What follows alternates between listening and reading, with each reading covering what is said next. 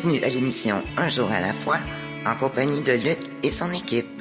Bonjour à tous, ici votre animateur Luc, et je vous souhaite la bienvenue à votre émission de radio Un jour à la fois. Une émission qui est dédiée au mouvement des alcooliques anonymes.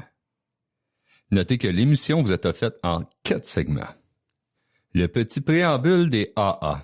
Les AA, les alcooliques anonymes, sont une association de personnes qui partagent entre elles leur expérience, leur force et leur espoir dans le but de résoudre leurs problèmes communs et d'aider d'autres alcooliques à se rétablir.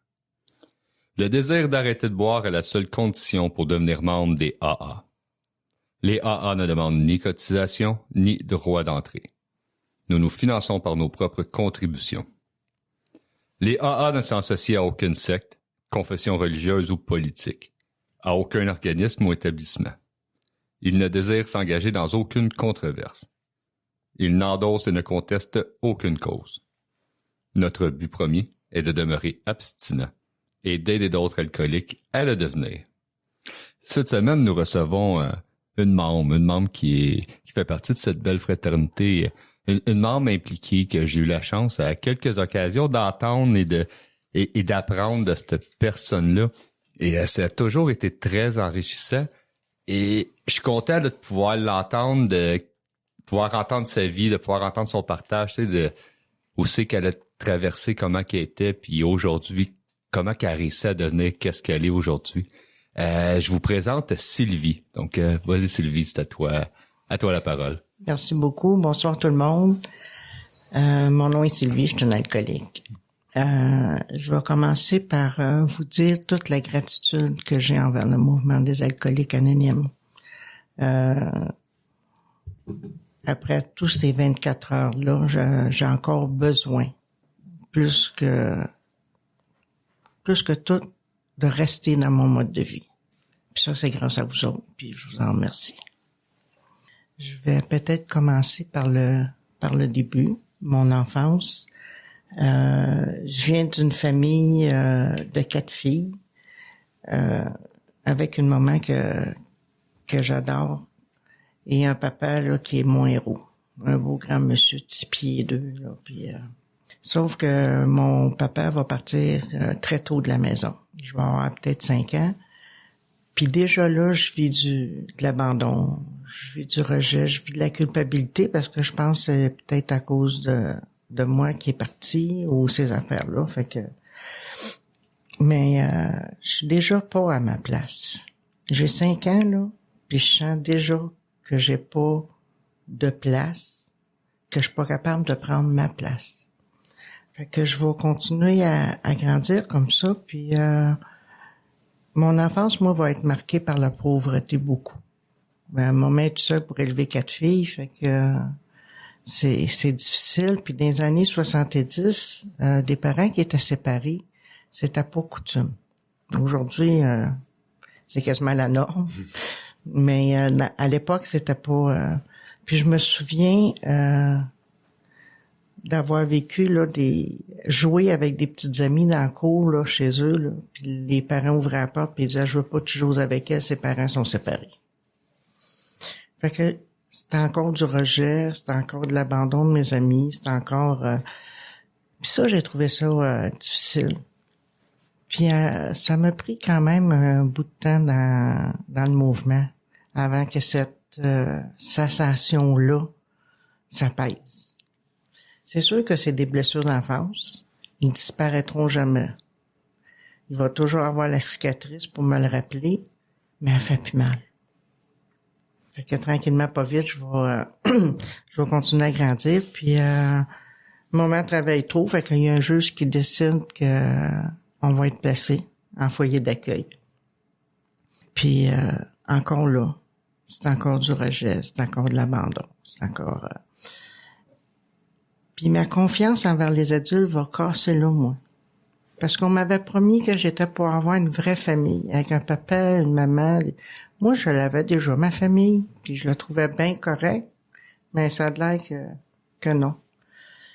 Puis ces 5 places que j'ai faites en 3 ans, il y en avait 4 là-dessus que les papas étaient des alcooliques actifs. Fait qu'il était pas plus souvent à la maison que... Je le voyais pas plus que je voyais mon père, dans le fond, là, tu sais, parce que mon père, il a fait du in and out. Il venait, il repartait, puis... Mais c'était difficile pour moi, cette période-là aussi, là. Parce que, justement, il appelait ça des enfants du bien-être social à l'époque, là. Puis j'ai déjà vu, moi, des madames prendre l'argent qu'on leur donnait pour nous habiller, pour nous nourrir, puis habiller les enfants avec ça, puis nous donner les vieux vêtements de leurs enfants, ou boire du lait en poudre pendant que les autres boivent du lait ordinaire. Tu sais, c'est toutes des affaires qui... Mais il y a une place où ce que le monsieur est alcoolique, mais lui, là, lui était fin.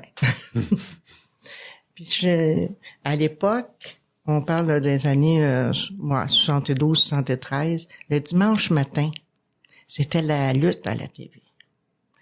Puis, je me souviens, on avait le droit à un petit shooter de vin rouge, sucré, là, ça devait être du vin Saint-Georges. Puis j'avais à peu près 10 ans. Puis si vous saviez comment j'avais hâte au dimanche suivant pour avoir ce petit shooter de vin-là. Tu sais, déjà à 10 ans, là, j'avais senti la sensation, j'avais senti le changement, la pression qui baissait dans un petit shooter de rien. Ce monsieur-là, je l'ai revu dans A. Puis ça doit faire, aujourd'hui, ça doit faire pas loin de 50 ans qu'il est abstinent.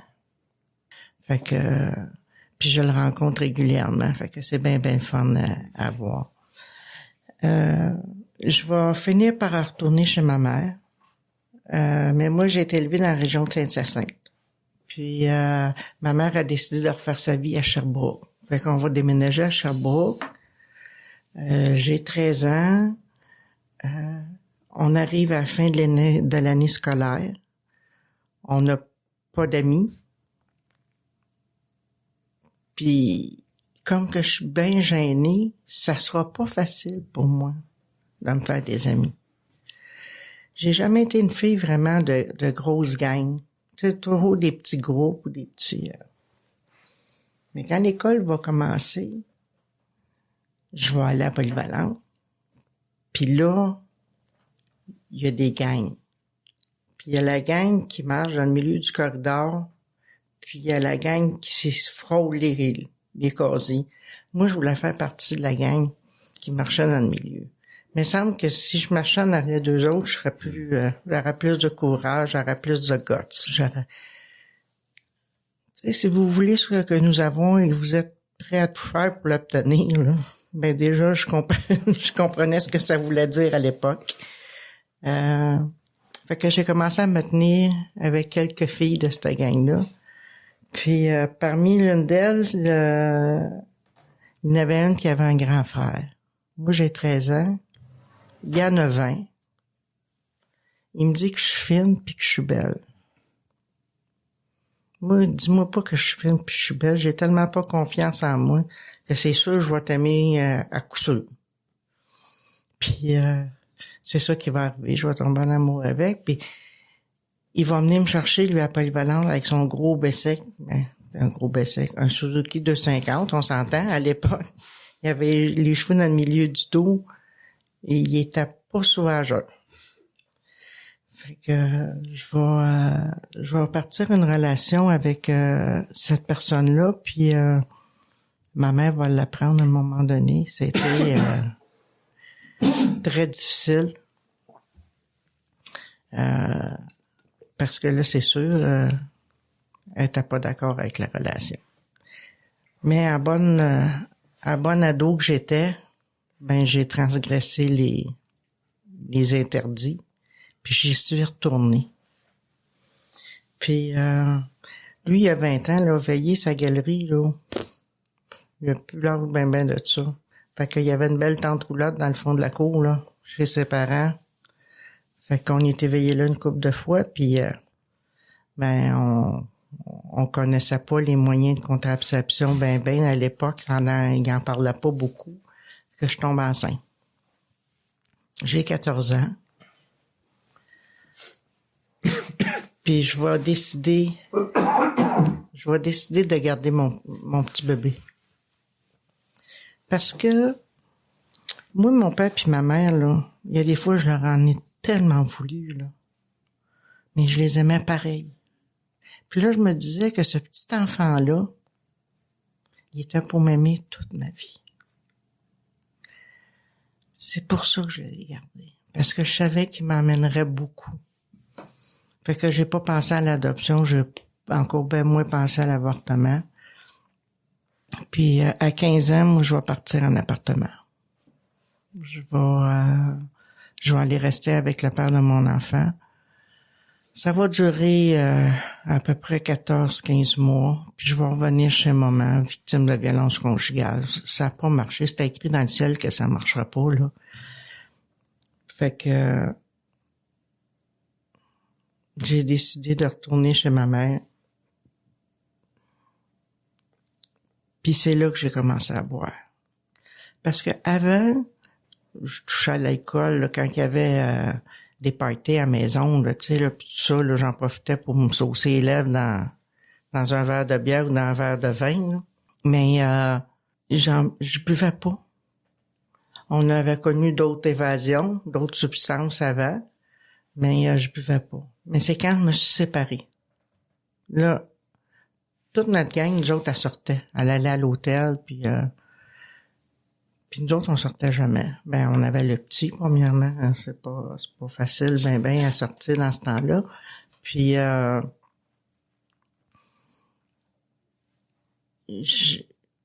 j'aurais voulu toujours faire comme la gang, moi aussi. Aller à l'hôtel, aller clubber, puis aller...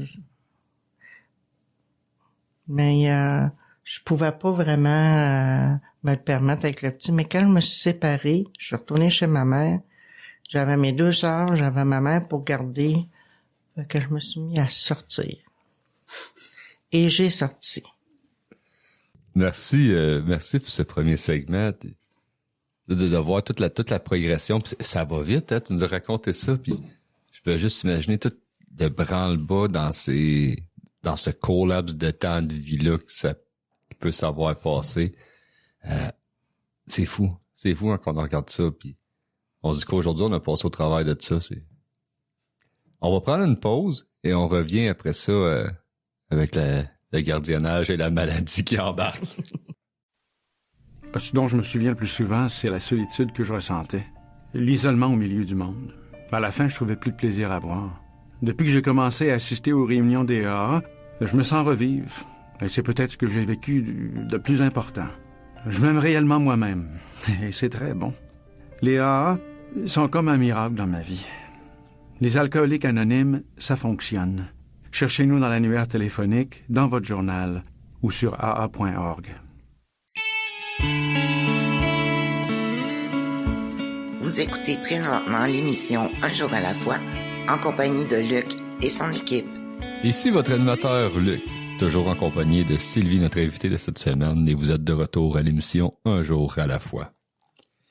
Un extrait des réflexions de Bill, la page 180 qui nous a été choisie par notre invité. Je vous lis ça à l'instant. Un problème collectif. La solution au problème de l'alcoolisme semble résider dans l'éducation. L'éducation dans les salles de classe, dans les écoles de médecine, parmi les membres du clergé et des employeurs, dans les familles et le grand public. Du berceau à la tombe, l'ivrogne et l'alcoolique en puissance doivent faire l'objet d'une compréhension sincère et profonde, ainsi que d'une information suivie. Cette éducation doit être axée sur les faits et bien présentée. Jusqu'à aujourd'hui, elle a surtout porté sur l'aspect immoral de l'alcool plutôt que sur la maladie de l'alcoolisme. Qui va donc se charger de cette éducation? De toute évidence, elle incombe à la communauté et aux spécialistes. Nous, les AA, nous pouvons y participer individuellement. Mais l'association elle-même ne peut ni ne doit intervenir directement. Nous devons donc nous en remettre à d'autres organismes, à nos amis de l'extérieur qui sont prêts à fournir beaucoup d'argent et d'efforts. C'est une bonne réflexion, ça, à méditer, puis à penser, puis à se rappeler aussi, surtout. Je sais que moi, des fois, j'ai le syndrome de sauveur, je veux sauver tout le monde, mais c'est pas ma job, la plupart du temps. Puis je vais commencer par me sauver moi-même. Alors, on est de retour, c'est lui qui nous a laissé avant la pause, qui nous parlait que elle pouvait faire garder, elle pouvait être libre, avoir cette liberté-là, un sentiment que je connais beaucoup, donc j'ai très très hâte d'entendre la suite, je te laisse aller. D'accord. Donc, comme que je disais, j'ai commencé à sortir beaucoup parce que c'était comme une liberté pour moi. Là, je me disais, je vais faire ma vie de jeunesse. Tu sais, déjà. J'avais 16 ans et demi, je voulais déjà faire ma vie de jeunesse. Mais j'ai commencé à boire bien rapidement, moi. J'ai pas commencé à boire les fins de semaine ou moi c'était rapide. Bon. Puis déjà pas longtemps après, je commençais à sentir t'es fatigué le lendemain matin là. Tu sais, maman est partie travailler, les sœurs sont partis à l'école, fait que tu t'es couché à 3h30, 4h, mais le petit, lui, il se lève le matin, puis il y a plus personne pour garder, là. Faut que je me lève. Puis déjà, je commence à sentir qu'il y a quelque chose, que je suis pas fière de moi, que j'ai de la misère, puis les remords. Moi, j'étais prête à rentrer chez Alcoolique. À 18 ans, là, j'étais mûre, là, mais mûre pour rentrer chez Alcoolique Anonyme. J'ai fait beaucoup de blackout. Moi, je perdais la carte. Puis je buvais pour ça aussi. Aujourd'hui, je m'en rends compte. Là, à l'époque, je savais pas. Mais quand j'ai commencé à boire, j'ai eu beaucoup moins peur. Moins peur du père de mon fils. Ça l'a comme calmé plein de choses. Mais c'était le fun aussi consommer, là. C'était le fun jusqu'à 18 ans. Il y a rien de mieux que un lac, une tente, un feu de camp, une guitare. Quand t'es trop fait, tu te roules jusque dans la tente. Tu finis ta nuit là. Mais non, à 18 ans, j'étais déjà prête à adhérer. Mais j'avais pas eu l'éducation, comme on parlait dans la réflexion de Bill. Je connaissais pas Alcoolique Anonyme. J'en avais jamais entendu parler. Je savais même pas que ça existait une place pour arrêter de boire. Puis de toute façon, à l'époque, j'étais loin de me douter que c'était la boisson qui m'emmenait des problèmes. Moi, je pensais que je buvais parce que j'avais des problèmes pour les oublier. Mais dans le fond, c'était la boisson qui me causait des problèmes. Fait que c'est une roue sans fin, là, à un moment donné, là, qui se passe. Fait que j'aurais pas d'oncle ou de voisin ou whatever, là, tu sais, qui aurait pu me dire, Sylvie, il y a une solution pour toi. Moi, cette phrase-là, je vais l'entendre un peu plus tard, là, quand ma mère va me la dire, là. Mais, j'ai juste un problème de boisson. Puis c'est pas pareil. Parce qu'un alcoolique, pour moi, c'était quelqu'un qui était au corps ébuché. C'était un homme âgé. C'était surtout pas une fille de 20 ans, là. Okay. Fait que j'ai fait des queues géographiques. Je me suis promené à peu près à bien des places. Ben des places. C'était même un rolling gag à un moment donné parce qu'on allait faire des meetings ou des assemblées de service. Puis je disais toujours au monde, moi j'ai resté ici. Moi j'ai resté ici. Moi j'ai resté partout. J'ai resté à beaucoup de places. Puis c'est ça, je vais à un moment donné, je vais retrouver mon père. Je vais avoir 21 ans. Parce que ça faisait déjà 8 ans que je savais pas où il était. Je savais pas s'il était vivant ou mort. Un jour au lendemain, il est disparu de la map. Puis à 21 ans, j'ai une tante qui va m'appeler, qui va me dire, j'ai vu ton père au centre d'achat. Puis je vais rentrer en contact avec. Puis je vais aller le retrouver. Et là, c'est ça qui me manquait, moi. Un père. À ce temps que j'ai trouvé mon père, tout va bien aller. Ça n'a pas été le cas. Ça n'a pas été le cas parce que mon père, c'est un alcoolique. Fait qu'on a bu. On a bu ensemble. Puis à l'époque, il restait à l'île Perrot. Moi, je restais à Sherbrooke. Fait que ça faisait loin un petit peu là pour aller le retrouver. Mais à un moment donné, j'ai déménagé à Saint-Hyacinthe, puis c'était un petit peu plus proche. Mais ça n'a pas été long. Ça n'a pas pris 1 an qu'il est tombé malade. Il est rentré à l'hôpital. Il est tombé dans le coma. Ça a duré un été au complet. Il s'est réveillé 24 heures, puis il est décédé. Le petit peu de spiritualité que j'avais, le petit peu d'amour que j'avais envers mon petit Jésus, là, est parti. Moi, je l'avais pas trouvé drôle. Là. Tu sais, il me redonne mon père, puis il me l'enlève même pas 1 an plus tard, là. C'est quoi le... Tu sais?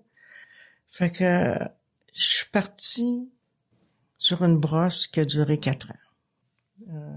Pendant ces 4 ans-là, j'ai tout perdu. Mais quand on dit tout perdu, là, j'ai perdu ma job, mon loyer, mon ménage, et j'ai même perdu la garde de mon fils. Ça fait mal. Mais je suis pas encore consciente que c'est la boisson qui cause ça. Jusqu'au jour où, à un moment donné, je vais retourner encore une fois chez ma mère. Puis mon fils, il se fait garder chez ma tante qui reste juste dans le bloc à côté de chez ma mère. Puis j'ai passé la nuit, là, à boire, à consommer. Puis je vais arriver là, aux petites heures du matin, là, vers 8 heures, là, 7h30, 8 heures. Puis je vais voir mon gars sortir du bloc de chez ma tante. Puis il était avec des amis. Puis je vais y faire un coucou, tu sais. Je vais dire « Salut mon petit pot ». Il a changé de trottoir. Je devais pas être belle à voir ce matin-là.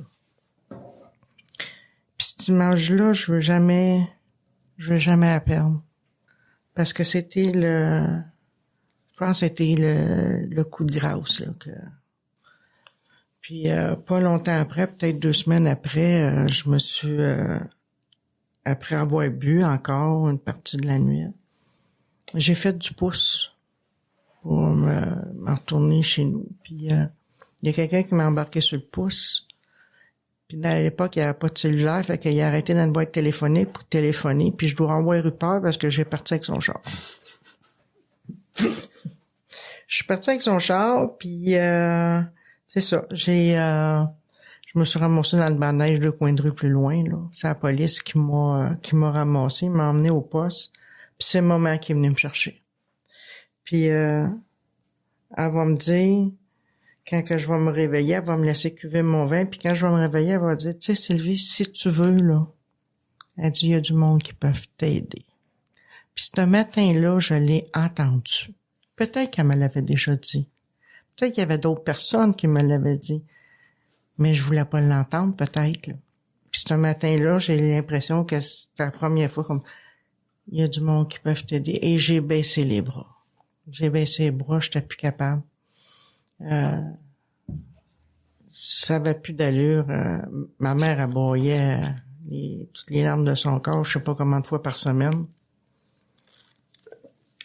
Tu sais, j'ai disais, je m'en vais magasiner pour une blouse, je revenais 1 semaine plus tard, là. Elle la trouvait pas drôle, là. Puis, c'est ça. Elle va m'emmener, il y a quelqu'un qui avait référé une maison de thérapie à Laval. D'autres, on restait à Brossard, je trouvais ça loin un peu.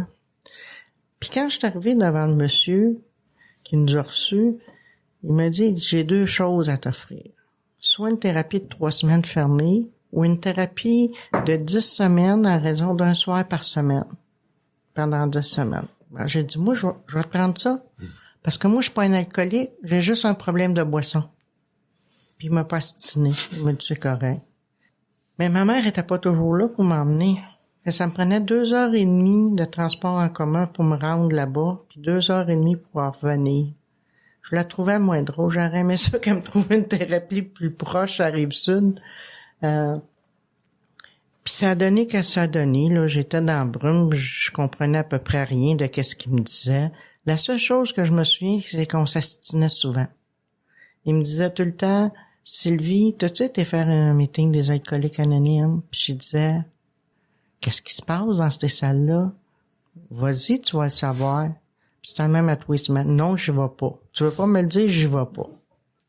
Fait que c'était un 10 semaines d'astinage, là. Mais il y a quand même des petites choses qui sont restées de cette thérapie-là.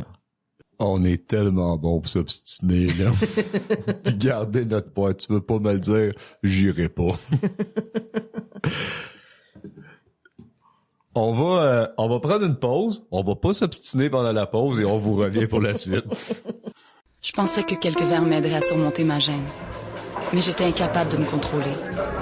J'ai fini par comprendre qu'à force de me saouler, je me retrouvais encore plus seule. Ma meilleure amie m'a suggéré d'assister à une réunion. Quand je suis entrée... La pression au travail était telle que j'ai commencé à boire pour passer au travers. Je n'aurais jamais pensé que l'alcool me ferait perdre mon emploi. À ma première réunion des AA, j'ai compris que je n'étais pas seul. J'ai eu la difficulté à admettre que j'avais un problème. Chez les AA, j'ai trouvé une solution et de l'espoir.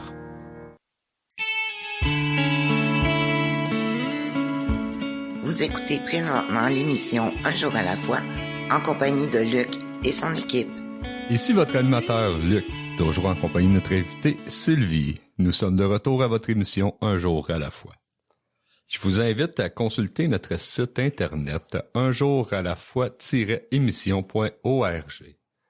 Vous aurez accès à nos émissions qui sont archivées depuis 2017. Vous allez aussi trouver l'horaire de diffusion de l'émission et la fréquence de nos radiodiffuseurs. Je vous invite à nous écrire, à nous faire part de vos commentaires.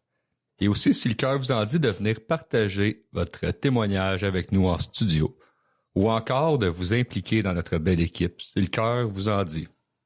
On continue le partage à Sylvie qui est bien rempli à date depuis le début et c'est un plaisir de t'écouter. Donc, vas-y.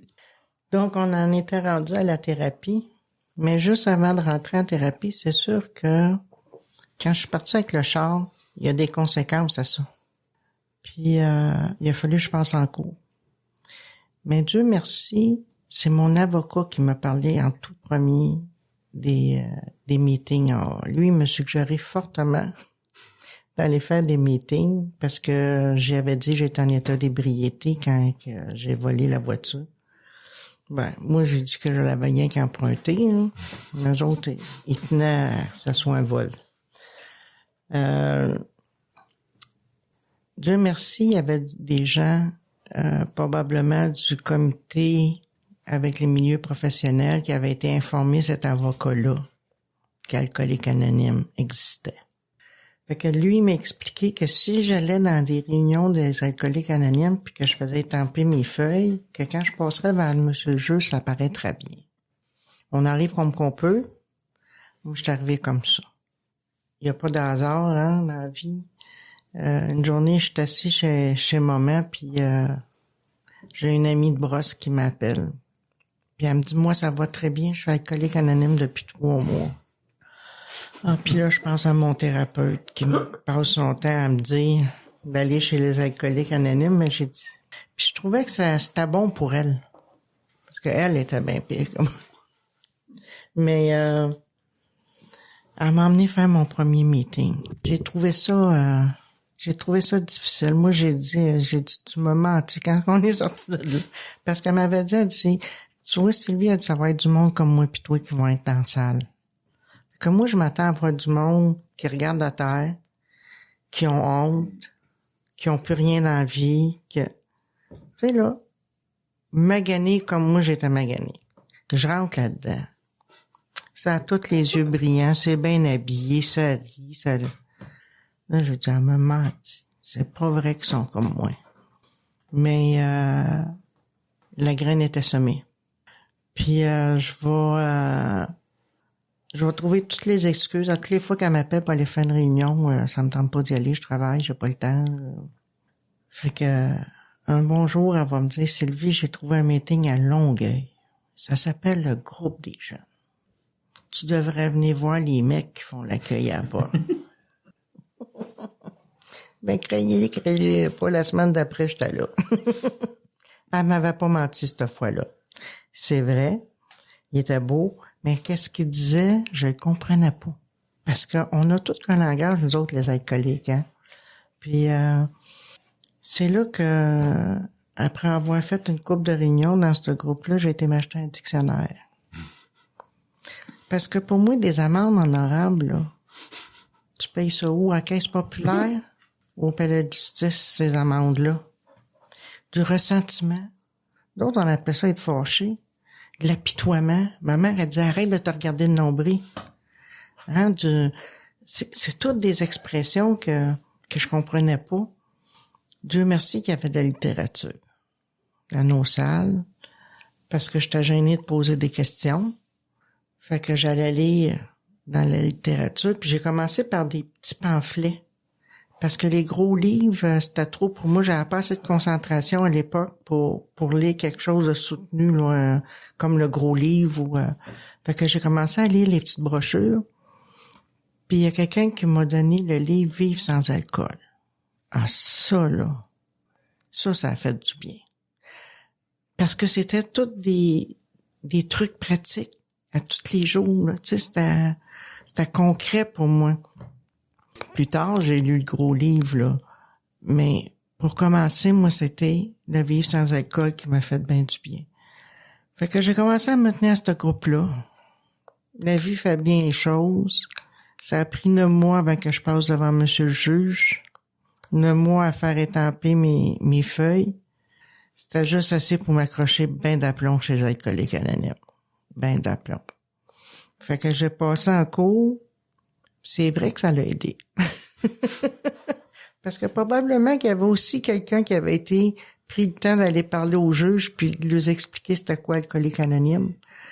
Puis j'ai eu une libération inconditionnelle, pas de casier judiciaire, rien. Fait que je m'en suis bien tirée. Et là, c'était un voyage extraordinaire qui a commencé. C'est parce que moi, je suis tombée dans une gang que c'était pas assez juste faire le programme des étapes. Ça prenait de l'implication avec ça. Parce que les étapes vont m'apprendre à vivre avec moi. Mais l'implication va m'apprendre à vivre avec les autres. Puis c'est avec les autres que j'ai le plus de misère. Moi, à la limite, je peux m'endurer, là. Mais j'avais plus de misère avec les autres. Fait que tranquillement, c'est développé des amitiés. On était tissés serrés. On était une bonne gang au groupe des jeunes, puis on était tricotés serrés, là. Il y avait un petit noyau, là, de la conscience de groupe, là, qui...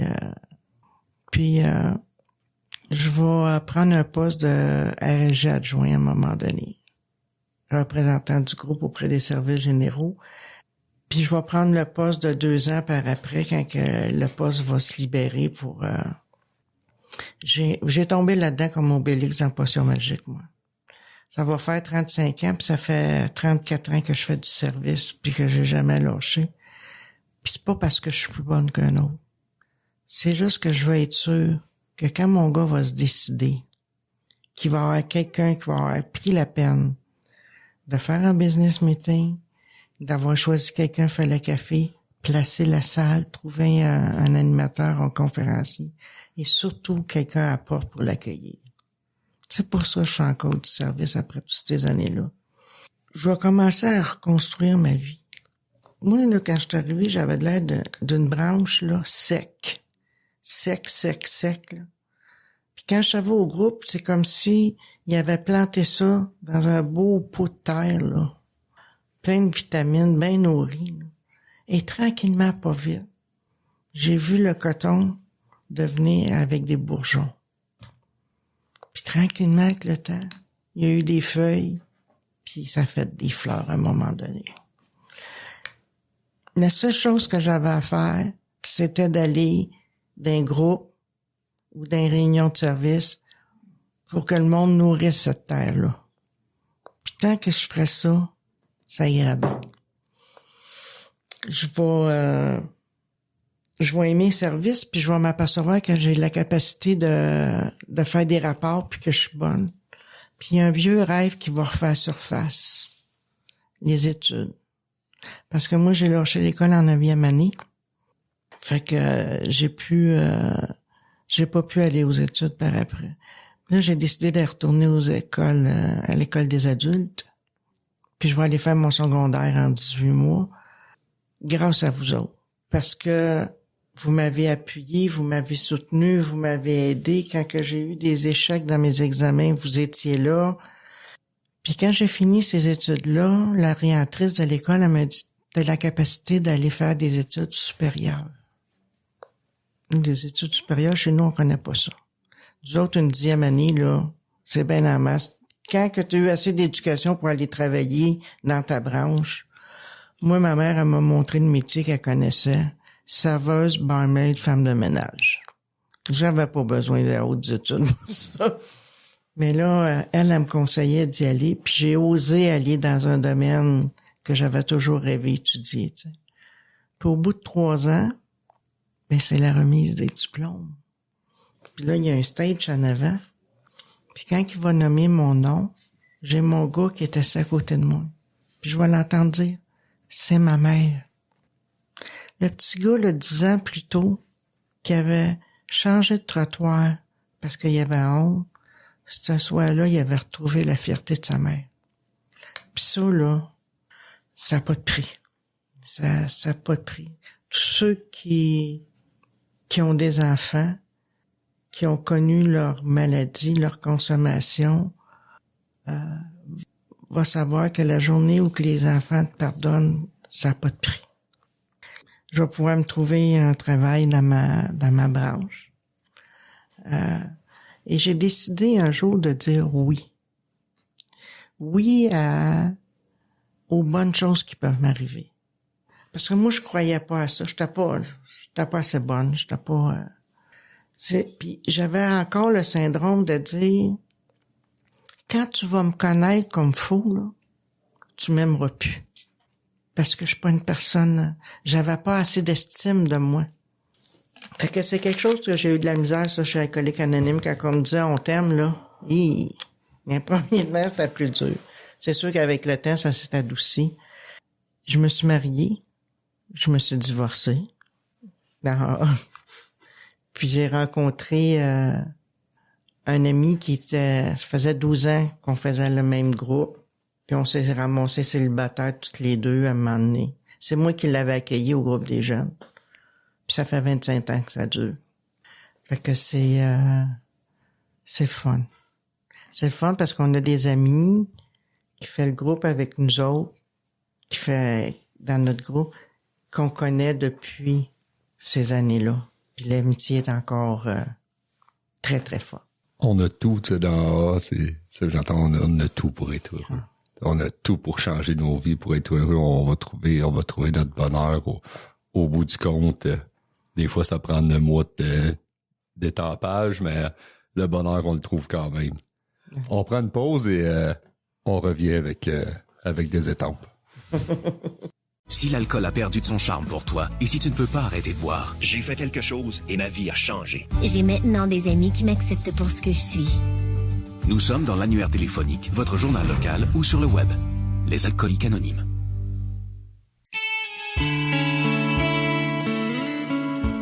Vous écoutez présentement l'émission Un jour à la fois en compagnie de Luc et son équipe.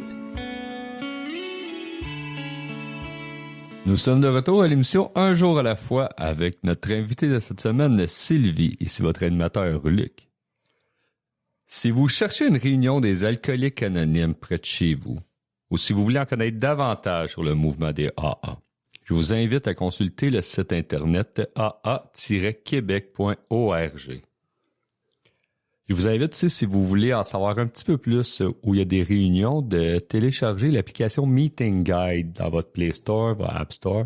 Vous allez avoir tous les meetings dans votre coin ou par Zoom aussi. Par Zoom, ça se fait bien, c'est anonyme, caméra fermée, allez-y yeuter un petit peu. Je vous invite aussi à appeler la Ligue d'aide téléphonique si vous en sentez le besoin. Il y a un alcoolique qui est au bout de cette ligne-là pour répondre à vos questions ou vous écouter jaser. Le numéro est le 1866 ligne AA ou le 1866-544-6322. Il y a quelqu'un au téléphone de 9h à 22h, 7 jours sur 7. Et je vous en ai parlé brièvement, les réunions des alcooliques anonymes sont aussi accessibles via Zoom, par téléphone ou en personne. On continue, on va terminer le dernier segment avec Sylvie qu'on ressent son amour pour Alcooliques Anonymes, sa dévotion aussi dans le mouvement. C'est beau à voir et à entendre. Donc, Sylvie, à toi la parole. Ouais.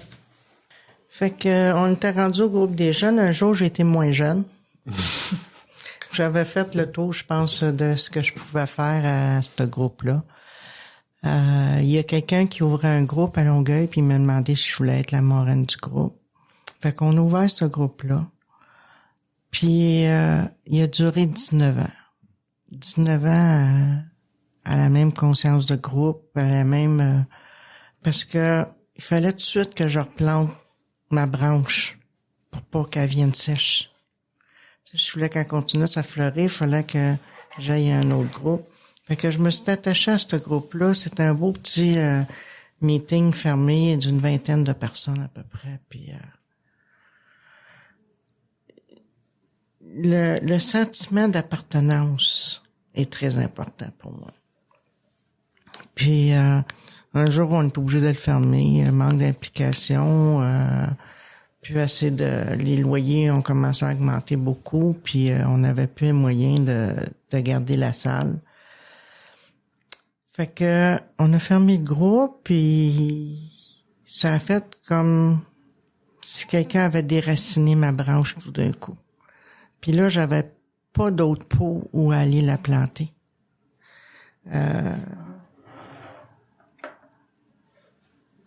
Mon chum, lui, il avait déjà fait le tour à Boucherville pour voir les meetings qui étaient disponibles, tu sais, puis il me disait, il allait lui au meeting, au centre communautaire, puis 2 fois par semaine, puis même 3 fois des fois.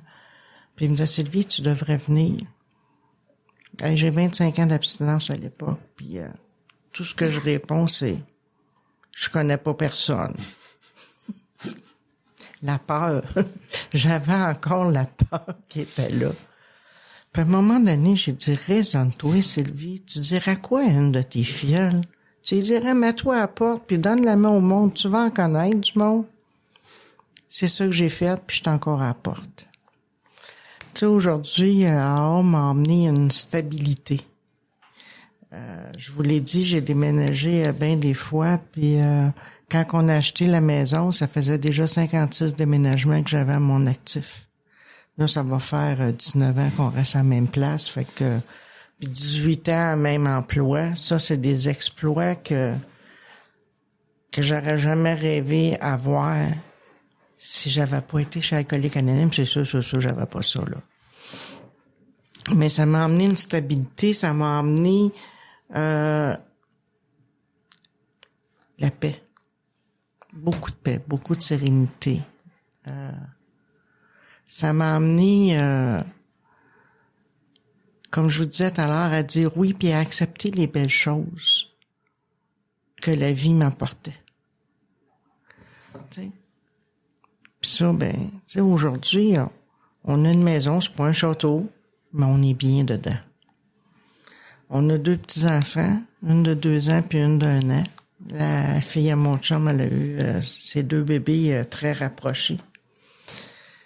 Ça, c'est de la joie pure et simple. Chaque matin, quand je me lève, c'est une grâce pour moi. Je vous ai pas parlé beaucoup de ma puissance supérieure, mais elle est là tout le temps. Tout le temps, tout le temps, tout le temps, tout le temps.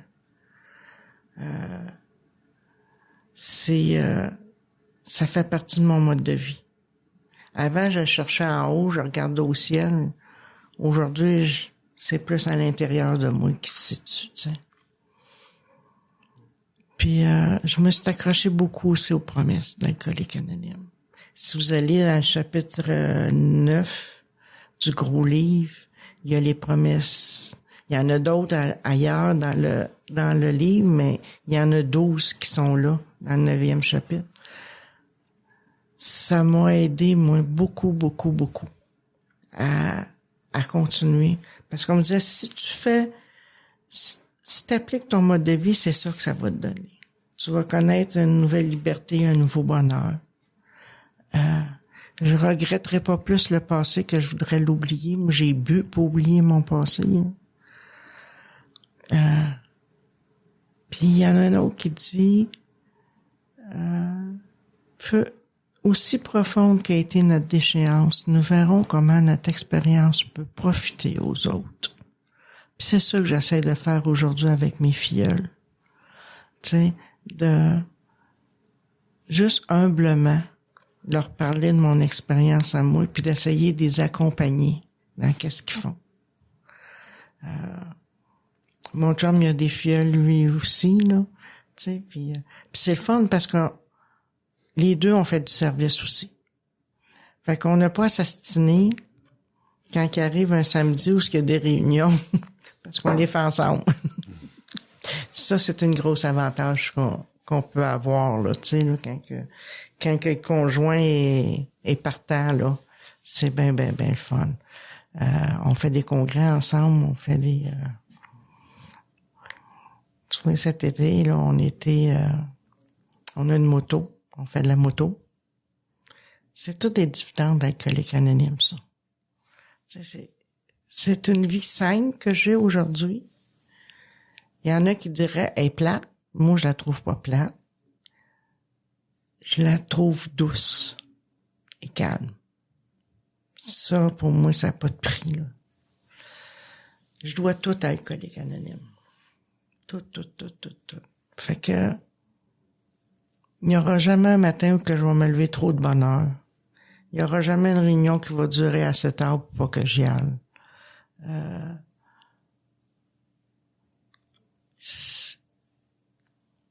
Mon Dieu, les mots me manquent. J'essaie de trouver des mots juste pour décrire le bien-être que j'ai aujourd'hui.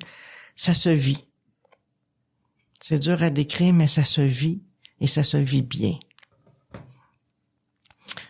Fait que je vais continuer. Comme je disais tantôt, pour mon fils, peut-être nos petits-enfants qui en auront besoin un jour. Puis je suis prête à tendre la main à celui qui souffre parce qu'on me l'a tendu à moi. On m'a tellement bien accueilli que j'essaie de leur donner. Puis j'aurais pas assez d'une vie pour leur donner à Alcooliques Anonymes tout ce que ça m'a donné.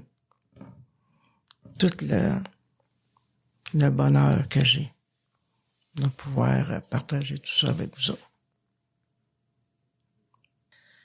Je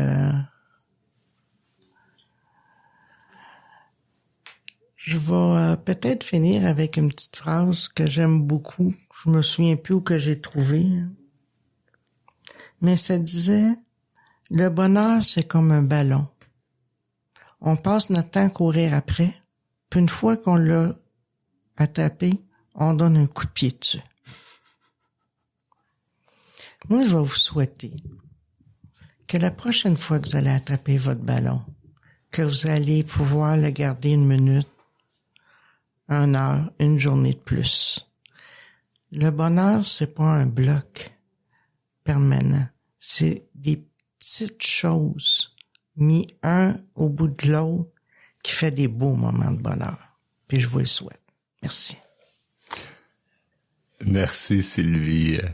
Je rajouterais peut-être à l'histoire du ballon que si on le partage, on le lance à quelqu'un, il y a bien des chances qu'il nous le relance après pour partager ce bonheur-là. C'est fou qu'est-ce que ça fait, le mouvement des Alcooliques Anonymes, puis l'implication, puis d'être, puis de tendre la main peut-être au service des autres.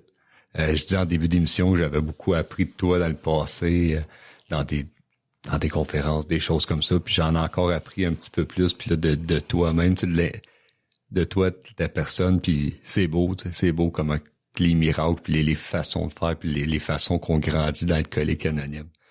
Je tiens à te remercier en mon nom et au nom de tous les éditeurs qui vont nous écouter. Je remercie aussi nos auditeurs, fidèles auditeurs, nos partenaires radiodiffuseurs, tous les membres de l'équipe, François à la technique cette semaine. Je vous souhaite Une bonne semaine, bon 24. C'est votre animateur, Luc.